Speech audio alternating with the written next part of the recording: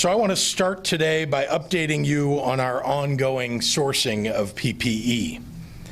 We've now distributed nearly 20 million items of PPE to county public health departments, to hospitals, nursing homes, and nonprofit organizations in communities in every corner of our state, including all 102 of our counties. In total, we've sent out 10.1 million surgical masks, over 1.8 million N95 masks, over 173,000 gowns, over 7.7 million gloves, and over 440,000 face shields.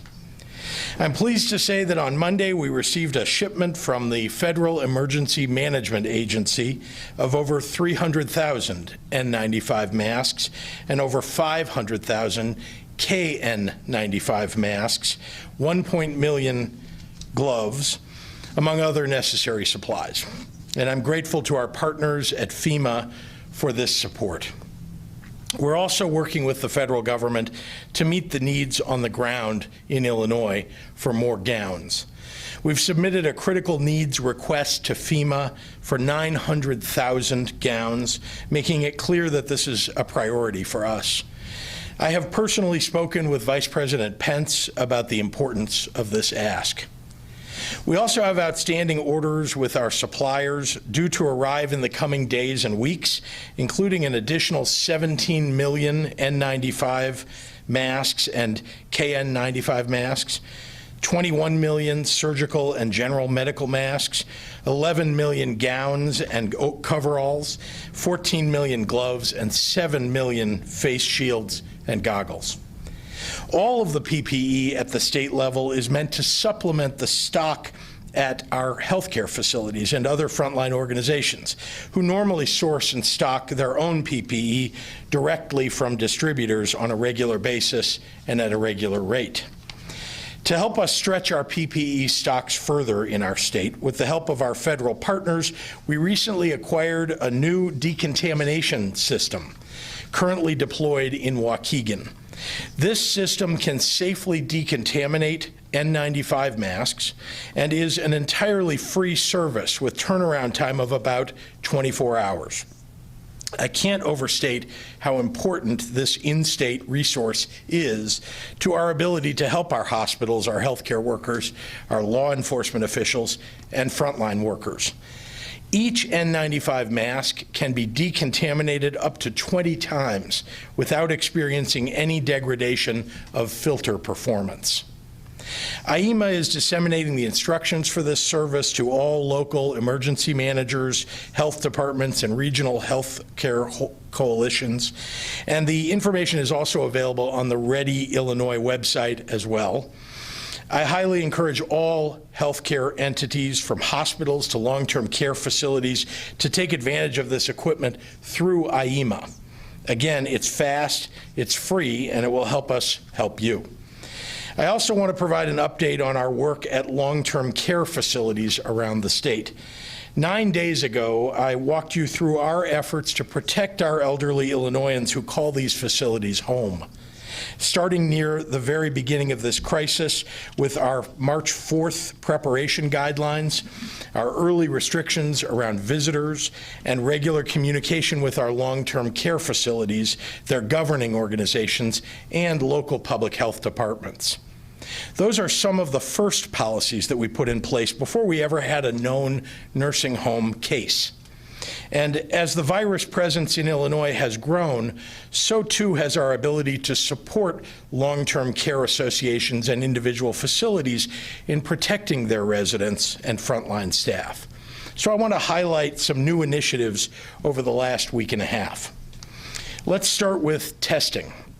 As I announced previously, we are working to test all residents and all staff for free at facilities without known COVID-19 outbreaks, allowing us to identify early the presence of COVID-19 in a facility and to isolate those cases before widespread transmission. And at facilities with known cases, we are ensuring that all employees can be tested for free, allowing us to determine who is coming in and out of an infected home, possibly asymptomatic, and should instead be at home in isolation. Since we started this expanded testing policy on April 19th, we've distributed over 18,000 swabs to 68 facilities for testing, with more to come. And to expand this effort, IDPH has secured a special contract with Quest Diagnostics to run 3,000 tests per day from Illinois long-term care facilities at no cost to the facilities. And Quest has promised to provide results in a 48-hour window, ensuring that IDPH, local health departments, and long-term care facilities have the answers that they need to act quickly and decisively to protect other staff and residents. Let's also talk about developments in staffing and IDPH's ability to deploy teams to facilities to assist long-term care staff and local health departments in responding to an outbreak. Local health departments are the first line of communication and support for our more than 1,000 private long-term care facilities in all elements of our COVID-19 response. That said, the Illinois Department of Public Health has prioritized protecting the healthcare workers and the residents at these facilities. These are some of our most vulnerable Illinoisans, and the state will do everything in its power to protect them.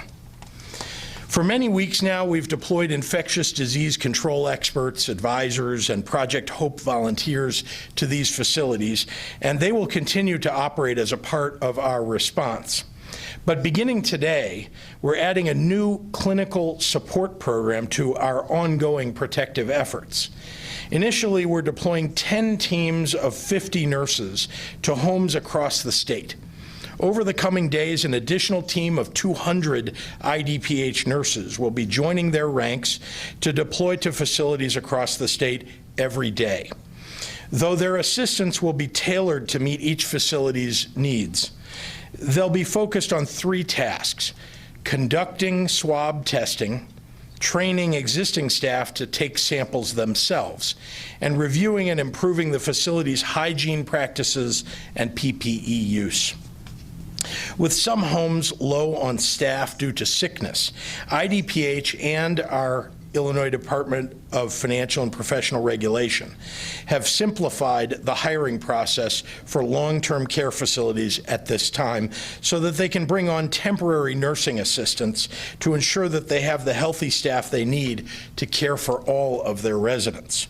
That includes allowing our long-term care facilities to tap into our Illinois Helps network, where thousands of medical professionals in Illinois have indicated their willingness to volunteer their skills in the fight against COVID-19. And to support the care of facility residents recovering from COVID-19, we have worked with the Federal Department of Veterans Affairs to open up existing bed capacity at VA hospitals so that our seniors can isolate and receive medical treatment there if needed.